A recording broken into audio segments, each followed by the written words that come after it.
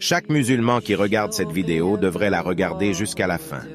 Ce sont les paroles du dernier sermon de notre bien-aimé prophète Muhammad. Que la paix et les bénédictions soient sur lui.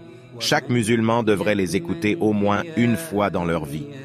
Ô peuple, écoute, car je ne sais pas si je serai encore parmi vous l'an prochain. Alors, écoutez ce que je dis avec beaucoup d'attention et transmettez ces mots à ceux qui ne pouvaient être présents aujourd'hui. Ô peuple, tout comme vous considérez ce mois, ce jour, cette cité sacrée, considérez aussi la vie et la propriété de tout musulman comme sacrée. Rendez les biens qu'on vous a prêtés à leurs propriétaires de droit. Ne faites de mal à personne de façon à ce qu'on ne vous fasse pas de mal. Souvenez-vous qu'un jour vous rencontrerez votre Seigneur et il vous demandera des comptes sur vos actions en ce monde. Allah vous a interdit l'usure. Alors, toute obligation usuraire doit désormais être abolie. Votre capital est à vous. Vous n'infligerez ni souffrirez d'aucune iniquité. Allah a jugé qu'il n'y devait pas y avoir d'intérêt et que tout intérêt dû à Abbas ibn Abd al-Muttalib doit être aboli. Tous les droits découlant des homicides de la période pré-islamique sont désormais annulés et les premiers que j'abolis sont ceux qui découlent du meurtre de Rabia ibn al-Harith. Ô peuple, les infidèles jouent avec le calendrier afin de rendre permissible ce qu'Allah a interdit et interdire ce qu'Allah a permis. Selon Allah, les mois sont au nombre de 12.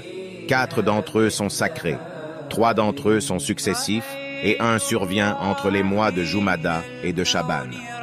Faites attention au diable, pour le bien de votre religion. Il a perdu tout espoir de vous égarer par les grands péchés, alors faites attention de le suivre dans les petits péchés. Ô peuple, il est vrai que vous avez des droits sur vos femmes, mais elles ont aussi des droits sur vous. Souvenez-vous que vous les avez prises comme femmes seulement avec la permission et d'Allah, et en remplissant un pacte avec lui. Si elles vous restent fidèles, alors il leur revient le droit d'être nourries et vêtues dans la gentillesse. Traitez bien vos femmes et soyez gentils avec elles, car elles sont vos partenaires et vos assistantes dévouées. Et c'est votre droit qu'elles ne fréquentent pas des gens que vous n'approuvez pas, ainsi que de ne jamais être infidèles. Ô peuple, écoutez-moi avec sincérité. Adorez Allah, accomplissez vos 5 salahs quotidiennes, jeûnez pendant le mois du Ramadan et donnez de votre bien en aumône. Faites le pèlerinage, si vous le pouvez.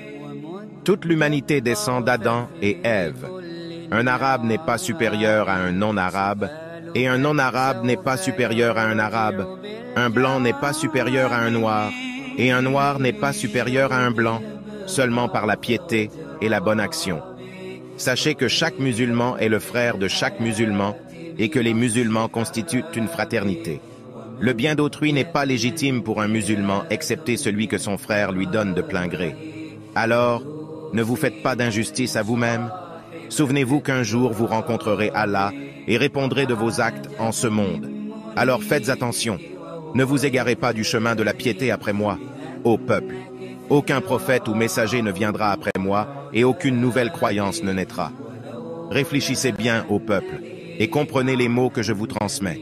Je laisse derrière moi 2 choses, le Coran et ma Sunna, et si vous les suivez, vous ne vous égarerez jamais.